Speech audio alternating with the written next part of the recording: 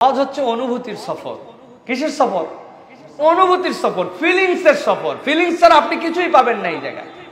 ওই সাফার থেকে দৌড় দিলেন, আমরা যেরকম মহাসড়কের মধ্যে দেখতে পাই মরিচিকা আর পানি, দূর থেকে মনে হচ্ছে পানি, গাড়ি চলতেছে আর পানি, আসলে উঠতেছে মরিচিকা। উনি কিন্তু মরিচিকা বুঝছেন, বুঝেই সাফার থেকে তাও মায়ের মন মারোয়া গেছেন। যেইটুক জায়গায় একটু জোরে গেছেন ওইটুক জায়গাতেই কাবাটা ভালো করে দেখা যাইতো, ওইটুক জায়গায় দৌড়ে গেছেন। আপনি ওই অনুভূতি জায়গা নিয়ে জায়গাতে এখনো সাই করতেছেন। আপনি সাই করার সময় ওই জায়গায় পড়তেছেন রব্বিগফির ওয়ারহাম ওয়া আনতা আযুল আকরাম। একজন মহিলা দৌড়াইছিল আর আপনি বলতেছেন আল্লাহ রব্বিগফির ওয়ারহাম।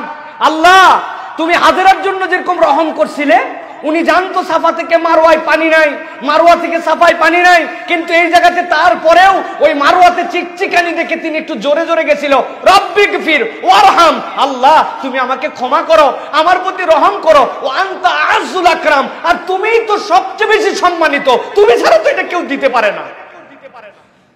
আপনি এখনো যাচ্ছেন, হাজেরা গেলেন, আবার আসলেন, আবার গেলেন, আবার আসলেন।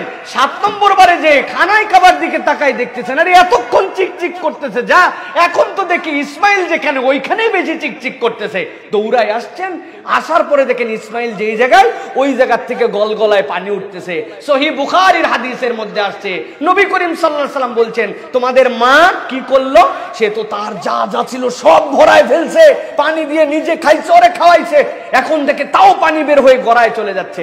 উনি চিন্তা করলেন আমার তো আর নেওয়ার কোনো পাত্র নাই, বুখারীর হাদিস। উনি আস্তে করে চারিদিক থেকে বালু টেনে এই জায়গায় জড়ো করে দিলেন যে পানিটা এই জায়গায় থাক, তাহলে এখান থেকে আমি আবার পরে পানি পাবো। নবীজি বললেন তোমাদের মা যদি ওইটা চারিদিক দিয়ে বাউন্ডারি না দিত, এখন হয়েছে কূপ আর তখন হয়তো নহর, ওইটা কিয়ামত পর্যন্ত প্রবাহমান হয়ে চলে যেত। এটা কিসের জন্য? এটা একটা অনুভূতি। এই রব্বিগফির ওয়ারহাম ওয়া আনতা আযুল আকরাম। ওই জমজমের মানে অনেকে বলে থাম থাম, উনি এটা ওই হাজরা আলাইহিস সালামের কথা। জমজম মানে থাম থাম, তুই আর প্রবাহমান হোস না, তুই দাঁড়া, শেষ হয়ে গেলে আমি কোত্থেকে তোরে পাবো আবার। আল্লাহ রাব্বুল আলামিন কূপ বানায় দিলেন, কিয়ামত পর্যন্ত কূপ, এমন পানি যেটা পানীয় এবং খাদ্য, যেটা শিফা, ইমানদারদের জন্য অন্তরের তৃপ্তি। এইটা আপনি যদি অনুভূতি জাগ্রত না করেন, তাহলে আপনার এই সাফার মারোয়া আর আপনার এইগুলো যাওয়ার মধ্যে দাম কি? আল্লাহ এই জন্য বলছেন ফাইন্নাহা মিন তাকওয়াল কুলুব। এইটা হচ্ছে আল্লাহ শায়ের। আপনি যখন ওই সাফা প্রান্তরের উপরে উঠে দাঁড়াইছেন, আপনার হৃদয়ের মধ্যে কি মনে হচ্ছে? কোরআনের মধ্যে পড়েছি ইন্না সাফা ওয়াল মারওয়াতা মিন শাইরিল্লাহ ফামান হাজ্জাল বাইতা ওয়া তামারা ফালা জুনাহা আলাইহি ইয়াতাওয়াফা বিহিমা ওয়া মান তাতাওয়া খায়রান ফাইন্নাল্লাহা বিশাকিরুন আলিম। আপনি পড়ছেন নিশ্চয়ই সাফা মারওয়া আল্লাহর নিদর্শন, কিন্তু আপনি কি ফিল করছেন যে আপনি এখন সাফার থেকে মারওয়ার দিকে আপনি সাই শুরু করবেন?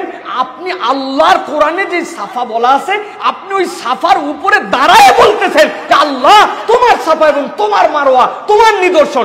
আপনি স্বয়ং এখন কোরআনের সাক্ষী। সুবহানাল্লাহ, কোরআনের সাক্ষী, আপনি ফিলিংস, আপনার পায়ে এখন কোরআনের সাফা লেখা। ওই আয়াত যেটা আল্লাহ রাব্বুল আলামিন নিদর্শনের বর্ণনা করেছে, ওই পাহাড়ের উপরে আপনার পায়ে এখন। এই ফিলিংস, এটা না করলে আপনার কাছে মনে হবে তাড়াতাড়ি শেষ হলে ভালো। ভাই ওই যে জায়গায় যে রব্বিগফির ওয়ারহাম, ওই জায়গাতে আপনি একটু জোরে জোরে চলে 10 বার পড়তে পারেন। আপনি এমন টান দিবেন ওই জায়গায়, এই জায়গায় পিক আপ চলতেছে 10, ওই জায়গায় ডাইরেক্ট 99 পার হয়ে চলে গেলেন, যায় আবার। অনেকে বলছে এইটুকু খালি দৌড়াতে, আপনি পুরাটাই দৌড়ায়। এটা তো শেষ করা নিয়ে আপনার চিন্তা, কিন্তু যে শেষ করা নয়, অনুভূতি যার হৃদয় আসবে সে তো চিন্তা করবে ভাই আরেকটু ধীরে ধীরে যাই, কোন চক্করে যে আমার রব আমারে ক্ষমা করে দিবেন আমি তো জানি না, কিন্তু এর মধ্যে কোনো না কোনো সময় আল্লাহ দিবেনি। হাওয়া আলাইহিস সালামের দৌড়াদৌড়িতে যদি জমজম আসতে পারে, আল্লাহ আমি এত বড় নিদর্শন তো দেখতে পাই না, আমার গুনাহ আমার কাছে গোপন আছে, তুমি তো কাউরে জানাও নাই, তুমি আমারে গোপনেই মাফ করে দাও আল্লাহ। এটা হচ্ছে আপনার হৃদয়ের অনুভূতি ভাই। এই জন্য মক্কা মদিনায় প্রতিটা জায়গায় আপনার হৃদয়ের অনুভূতি জাগ্রত করে এই কাজগুলি করতে হবে।